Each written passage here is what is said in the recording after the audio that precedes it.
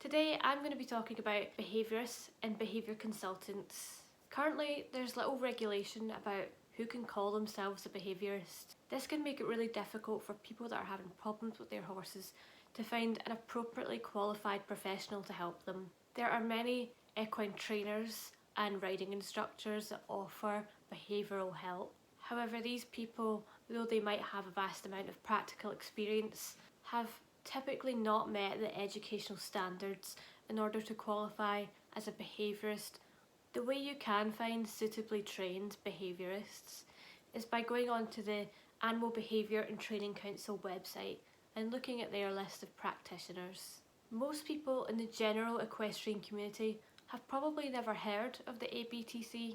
The ABTC is a charity and it's dedicated to protecting the welfare of animals that are receiving training and behavioural therapy.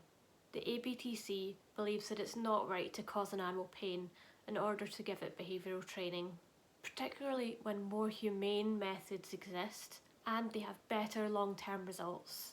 The ABTC wants to see improvements in animal welfare. They want to oversee and monitor the standards of professional competence in the practice of behavioural therapy and the training of animals. They want to coordinate and harmonise the activities of organisations that are directly engaged in the promotion of these standards. They want to provide information and be a point of contact for other agencies connected to animal welfare.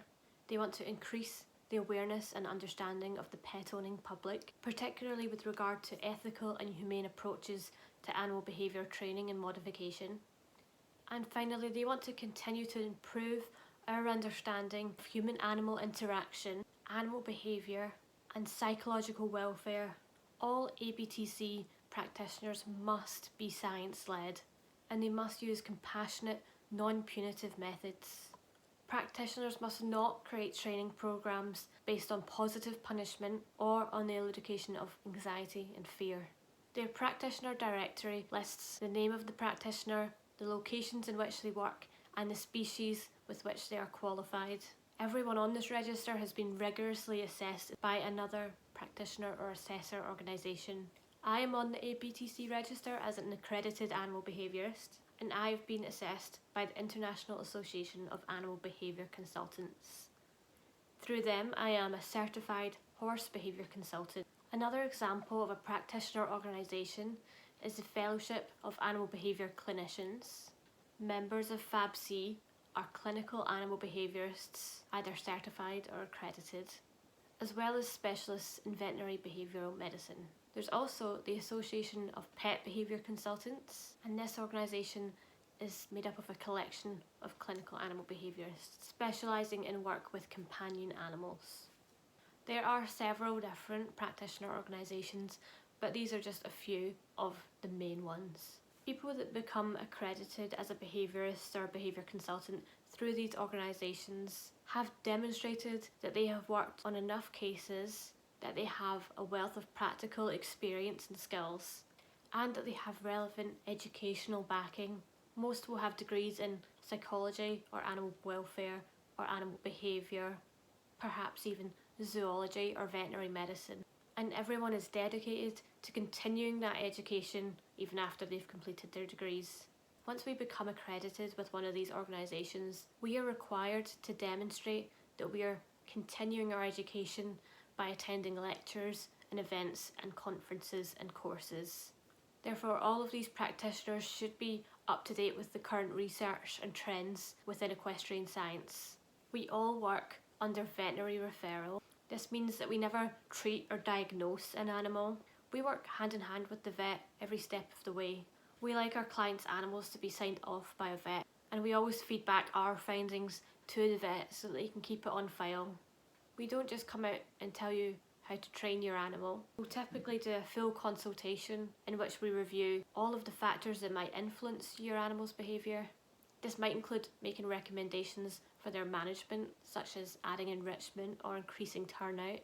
And only once we've fully investigated the problem, then we will work on devising a training plan with you and teaching you how to implement that plan.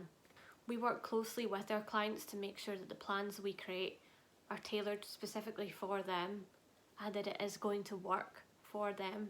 We don't push people to try things with their horse that they're uncomfortable with, and our focus is on improving the welfare and well-being of our clients and their animals. This is a different service from what you might receive from a trainer. A trainer might go straight to the problem to fix the problem, or they might take your horse at board and train it themselves. While some behaviourists might offer some more tailored training packages, we typically won't do this if there's clearly an issue that requires more investigation. Generally, you can trust that any of these behavioural practitioners that are a member of any of these organisations that I've mentioned will always choose the most humane methods of training your animal. Unfortunately, with other trainers and riding instructors, it's all too common for them to use a lot of positive punishment and negative reinforcement. As well as this, because they don't have that education and they don't work under veterinary referral, things such as pain and medical conditions can easily be missed with your horse. This renders any training that they do inhumane and ineffective. Without this thorough investigation, they might end up treating the symptoms of the problem rather than the underlying problem. People look at the consultation fee that behaviourists advertise on their website and say, that looks quite expensive, that looks like a lot. But you get so much out of that consultation. It's never just that 2 or 3 hour visit that behaviourist does. What they do is they go home, they read up on the research, they analyse all of their videos and all of the questionnaires that they might have taken at the visit. They talk with your vet, they'll write up reports and devise training plans to suit you, and then they'll give you a lot of telephone and email support in order to implement that plan, together with some additional home visits. When you add up all of that time and effort, what you're paying a behaviourist per hour is probably fairly similar to what you would pay a riding instructor or a trainer. Often it's much cheaper because you get a trainer or a riding instructor every week for months or years.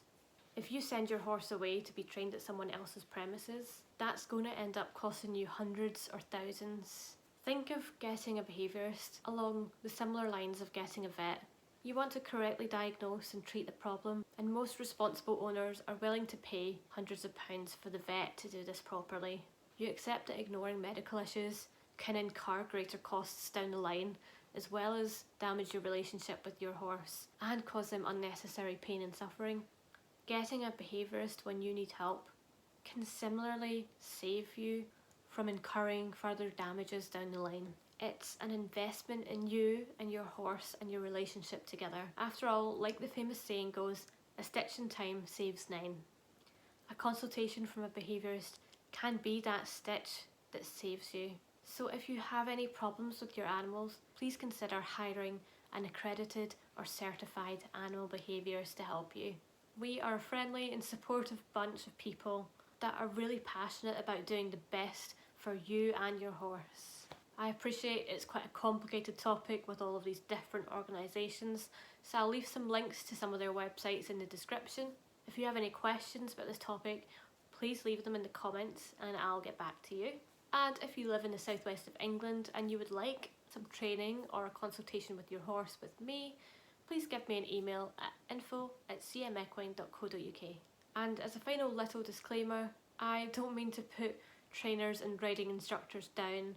There are many amazing and supportive ones out there, and some of them I'm sure do incredible work and have a wealth of practical experience.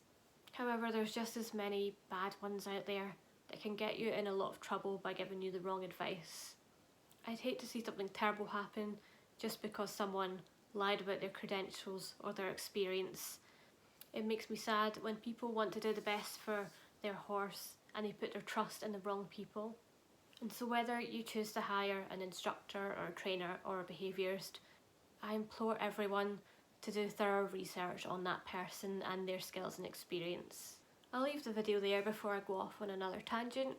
If you enjoyed it, please remember to subscribe to my channel and click like, leave a comment for the engagement, and make sure you tune in to my next video and watch some of my previous videos if you haven't already. Thanks so much for watching, and I'll see you next time. Bye!